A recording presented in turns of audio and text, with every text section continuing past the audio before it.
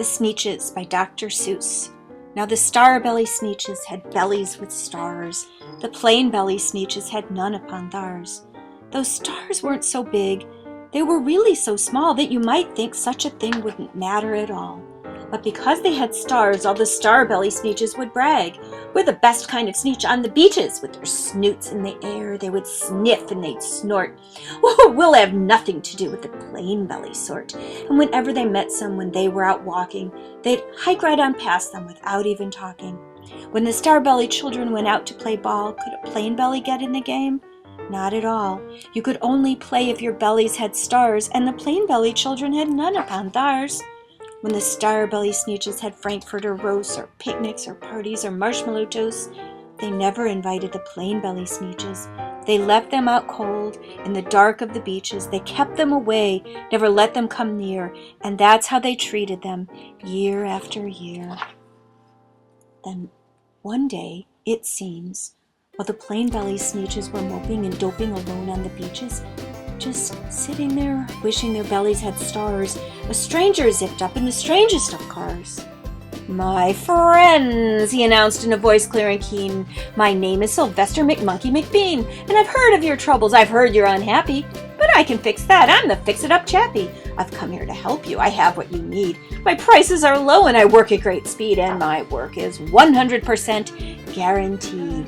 Then quickly, Sylvester McMonkey McBean put together a very peculiar machine, and he said, "You want stars like a star-belly Sneech, my friends? You can have them for $3 each. Just pay me your money and hop right aboard." And they clambered inside, and the big machine roared, and it blunked, and it bonked, and it jerked, and it burked, and it bopped them about. But the thing really worked. When the plain-belly Sneeches popped out, they had stars. They actually did. They had stars upon theirs. Then they yelled at the ones who had stars at the start. "Ha ha ha! We're exactly like you. You can't tell us apart. We're all the same now, you snooty old smarties, and now we can go to your Frankfurter parties." Good grief, moaned the ones who had stars at the first. "We're still the best Sneeches, and they are the worst. But now how in the world will we know?" And they all frowned. Which kind is what, or the other way round? Then up came McBean with a very sly wink, and he said, "Things are not quite as bad as you think. So you don't know who's who. That's perfectly true. But come with me, friends. Do you know what I'll do? I'll make you again the best Sneeches on the beaches, and all it will cost you is $10 eaches."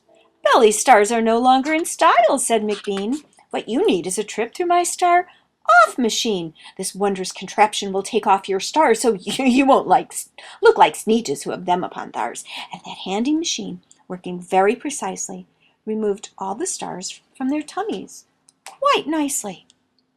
Then, with snoots in the air, they paraded about. They opened their beaks and they let out a shout. "We know who is who. Now there isn't a doubt. The best kind of Sneeches are Sneeches without."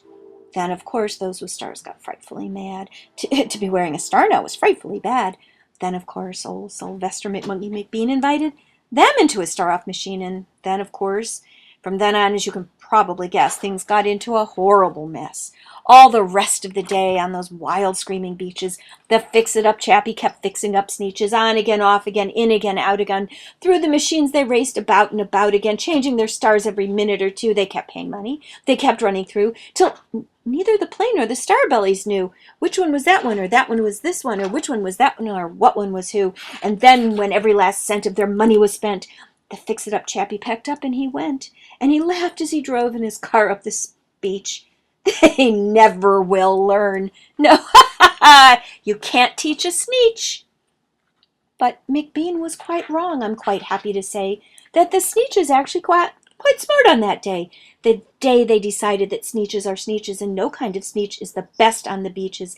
That day, all the Sneeches forgot about stars and whether they had one or not upon theirs.